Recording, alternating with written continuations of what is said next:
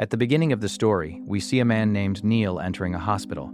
He was moving quickly from one corridor to another until he found the hospital's back door. He was wearing a uniform, so no one suspected him. Everyone took him for hospital staff. As soon as he got out, he stole an ambulance without hesitation and drove off into the city streets, as if it were his everyday job. Meanwhile, a man named Chris bought a large quantity of explosives from a construction supplier. There wasn't even a trace of worry on his face, as if he were just finishing a routine task. Next, we see Michael, who seated his accomplice Waingro in a stolen tow truck. It was clear that something big was about to happen. Their fifth partner, Trejo, was following an armored car. He informed everyone of his exact location over the radio. A short while later, Chris met up with Neil in the ambulance. Now, these five put on masks so that no one could see their faces. Neil suddenly stopped the ambulance in the middle of the road, forcing the armored car behind him to stop as well. In the very next second, the tow truck rammed into the armored car with great force, causing the vehicle to spin and the driver to lose control. The armored car spun and crashed into a dealership's parking lot, hitting several parked cars. A guard immediately picked up his radio to call for help, but before he could, the team set the explosives.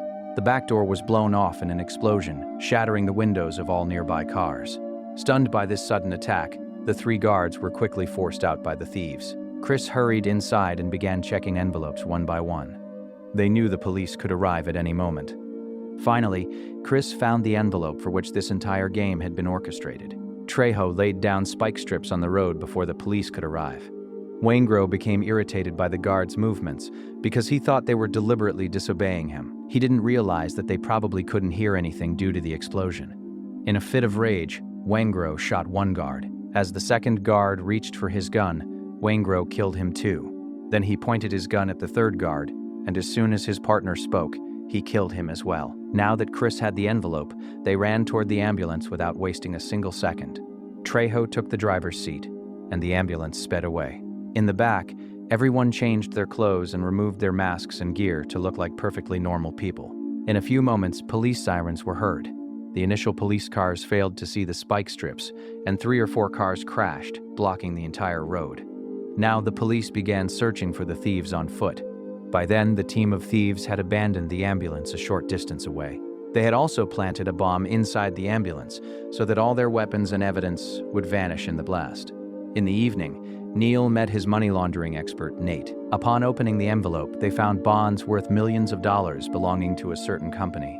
This company belongs to a corrupt businessman. Neil decided that he would extort a lot of money from that businessman in exchange for these bonds.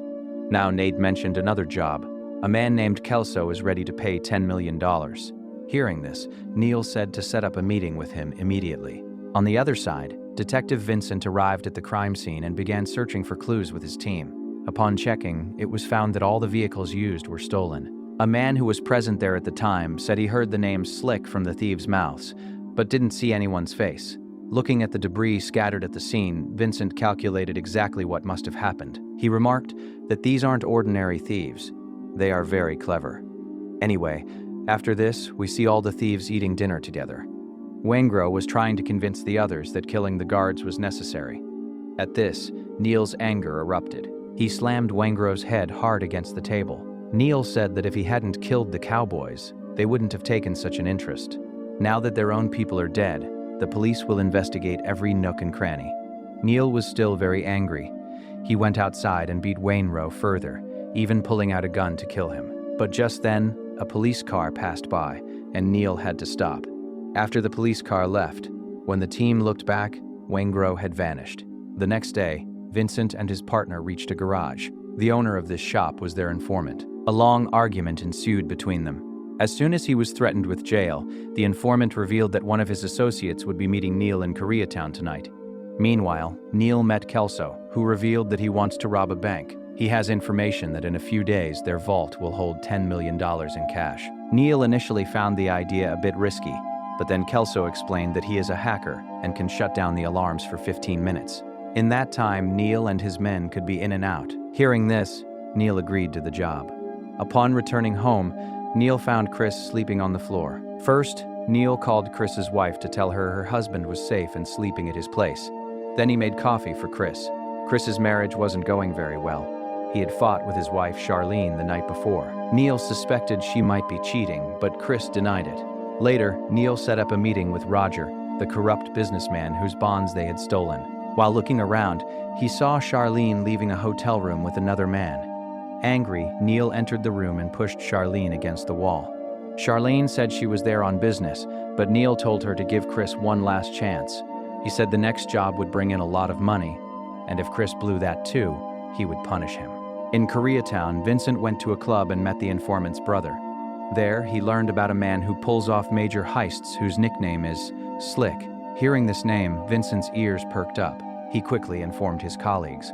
Now, in an empty drive-in theater, Neil met Roger's bagman, and a conversation began while they were seated in their cars. A man crept close and tried to shoot Neil, but the hidden Chris alerted him in time. Neil put the car in reverse and crushed the man's leg. While Neil drove forward, Chris started firing from behind. The bagman immediately accelerated and fled, leaving his partner behind. The remaining assassin tried to fire at Neil's car, but then Neil and Chris both started firing at once. In a rain of bullets, Neil drove straight over the man, crushing him. The driver fleeing the theater almost escaped, but Michael took aim at the right moment and took him down. After everything settled, Neil opened the payment envelope and the color drained from his face. Instead of money, it was filled with waste paper. Filled with rage and hatred, Neil immediately called Roger. He canceled the deal and swore that he wouldn't leave him alive. That night, Neil and his friends sat down for dinner with their wives and children, unaware that the police were watching them. The police recognized Chris and Michael from previous cases, but Neil was still an unknown face to them. Meanwhile, Wayne Grow was in a motel room with a woman. After finishing, he revealed his true identity. He was a serial killer who targeted women working at night. In an instant, he killed her. A short while later, the police arrived at the crime scene. Vincent had to stop the victim's mother from approaching the body. Seeing the mother's pain, Vincent tried his best to comfort her, but the poor woman had just lost her daughter. How could she be stopped? A few nights later, Vincent and his team were waiting, hidden in a van near a scrapyard. Michael was climbing a pole to deactivate the alarm system. Neil was standing outside, watching for anyone approaching, while Chris broke the lock and entered. Reaching the vault, he began trying to crack the vault using specialized tools. But just then, a policeman shifted, and his gun made a noise. Neil recognized the sound instantly, and without wasting time, went inside and said they were leaving immediately. All three left without stealing anything. Vincent stopped his men from making an arrest because they would only get a few months for breaking and entering, and then be released. Vincent wanted to catch them in a major crime. The next day, Vincent and his team caught Charlene's lover and began interrogating him. Meanwhile, Neil told the team that the police had likely tapped their phones and it would be best to go underground for a while. But Chris was under financial pressure and somehow convinced Neil to do the Kelso job. The team went to a location to plan, and the police watched them from afar. When the gang left, the police tried to figure out what they were planning, as there was nothing worth stealing there. Then Vincent realized it was just a trap so they could find out the police were there. From a crane, Neil took photos of the entire police team. That night, Neil met Nate, who gave him information on all the police officers and their methods. Nate also spoke to Kelso about the bank heist. After analyzing everything, Neil calculated that the job was worth the risk. At this time, Vincent was tracking Neil from a surveillance helicopter. After a long time, he spotted Neil and left the chopper to get into a car. Now Vincent began tailing Neil, but Neil deliberately pulled over. Vincent went up to Neil and invited him to have coffee. Sitting in a restaurant, both talked about their personal lives and how their jobs had become their entire existence. Suddenly, Vincent said that he doesn't like killing people. But what do we do if you start killing innocent people? Neil replied directly, "What can we do? A man's gotta do what he's gotta do for his belly." The next morning, when Vincent reached the station, he became very angry because he had just learned that despite the surveillance, Neil and his team had vanished. In reality, they were now working in the bank's parking lot, and preparations for the bank robbery had begun. At that same time, Wayne Grow reached the office of the businessman Roger and offered a deal. Later, Neil took Chris and Michael to a restaurant where he recognized Donald, his old prison mate who was now working there on parole. At that moment, Trejo called and said the police were following him, so he wouldn't be able to participate in the heist. Neil immediately asked Donald if he wanted a job, and Donald agreed without much thought. On his way out, Donald shoved his boss because he always looked down on him. In a short while, Neil, Michael, and Chris entered the bank through different doors. After taking positions, Chris began beating a guard and tied him up, while the others were forced to the floor at gunpoint. They took the guards' weapons. Neil assured the hostages that the government insures their money. Even if they rob the bank, it won't affect them. Their money will stay in their accounts. So don't try any tricks. Then Neil hit a manager and took his keys to open the safe. They quickly began filling their bags with cash. Back at the police station, the detectives received word of the bank heist from their informant, and Vincent set out immediately. At the bank, Michael came out first and got into the car with Donald. But as soon as Chris and Neil stepped out, the police spotted them. Neil got into the car, but Chris saw the police and began firing. Civilians ran for cover while the police began raining bullets on the thieves. Michael also began firing from the window. A bullet hit a policeman in the throat, and despite his bulletproof vest, he died instantly. Vincent ran to his friend, and taking advantage of the moment, Chris got into the car. Donald sped away. The shootout continued and the car's windows shattered. Soon, Donald lost control of the car because the tires had been shot out and burst. A bullet went straight into Donald's head, and the car spun out of control and crashed. Neil, Michael, and Chris were forced to abandon the car. The police had blocked the road and firing broke out again. Many police officers were killed and cars were destroyed. The criminals kept moving forward, looking for an escape route while staying undercover. Michael became separated after killing another detective. Meanwhile, Chris reached the roadblock but failed to see a policeman coming from the side and was shot in the shoulder. Neil killed a few more policemen, and finally, the fight ended. Neil tended to Chris, and both quickly reached a grocery store parking lot. During this, Neil kept firing at the pursuing police, and this part of the city was filled with screaming people. Vincent was trying his best to move panicked civilians away from the firing area so that no innocent person would be injured. Vincent signaled them away from the line of fire. The police were entangled in managing this chaos, and taking advantage of this, Neil somehow got Chris into a car. Chris was groaning in pain but was still conscious. Neil sped off, and both escaped. At this time, two detectives were chasing Michael. Michael ran into a restaurant where people were eating peacefully. His entry changed the entire atmosphere. People began fleeing, knocking over chairs. Chaos broke out everywhere. Michael left the restaurant and began crossing a fountain. In the chaos, a small child became separated from his mother. Michael immediately grabbed him and began using him as a shield while pulling him along. At that moment, Vincent arrived from behind. He held his breath and waited for the right moment, and as soon as the child moved slightly to the side, Vincent took aim and shot Michael directly in the center of the head, dropping him right there. Vincent immediately picked up the child and handed him to his mother. When news of this heist broke on the TV channels, Donald's girlfriend learned of his death. She didn't even know Donald was involved in something like this. Meanwhile, Charlene also understood by watching the TV that her husband was in great danger. Neil took Chris to his old doctor friend. The doctor removed the bullet, cleaned the wound, and gave medicine. He said the bullet had broken the bone and he needed rest. Neil heard this and immediately refused, saying there was no time for rest.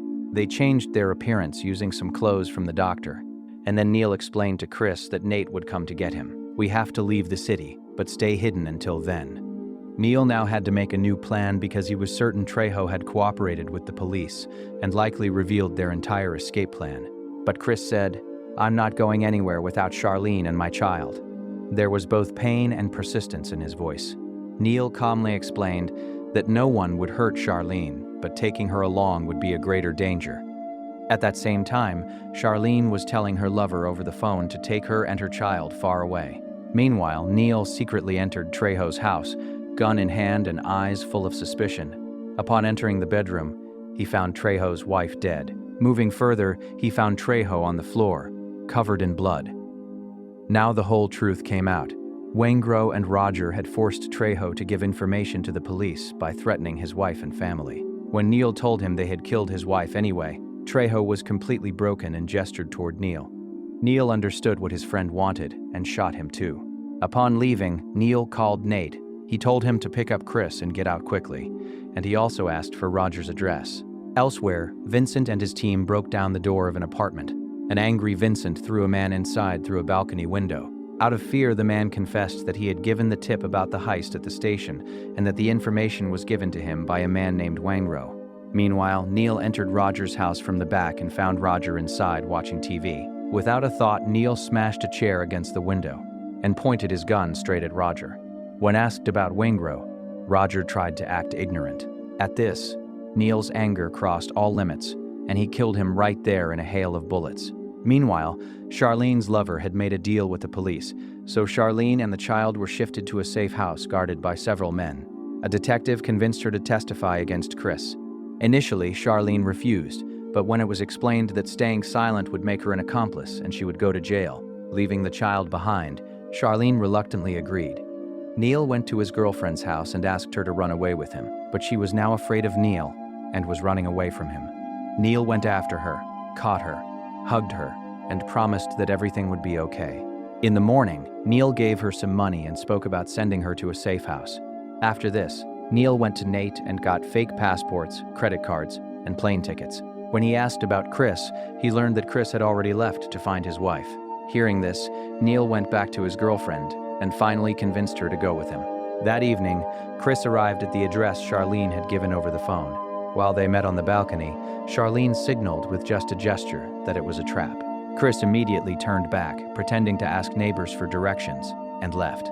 A little further on, the police stopped him and asked for ID, but Chris escaped by showing his fake ID. Meanwhile, a tired Vincent returned home and found his daughter unconscious in the bathtub. He quickly got her out and took her to the hospital. Neil was driving with his girlfriend when he got a call from Nate.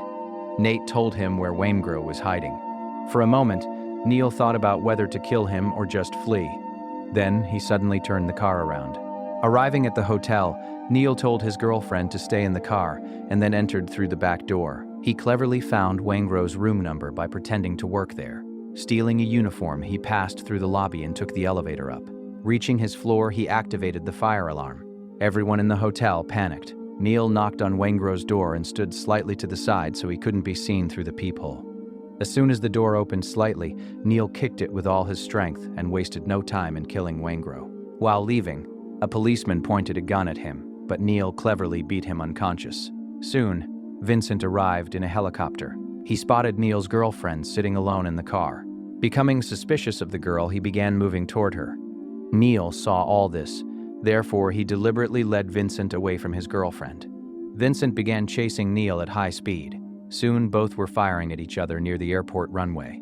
Neil cleverly hid and came up behind Vincent. But then, the shadow cast by the plane's lights revealed Neil to Vincent, and Vincent turned and gunned Neil down right there.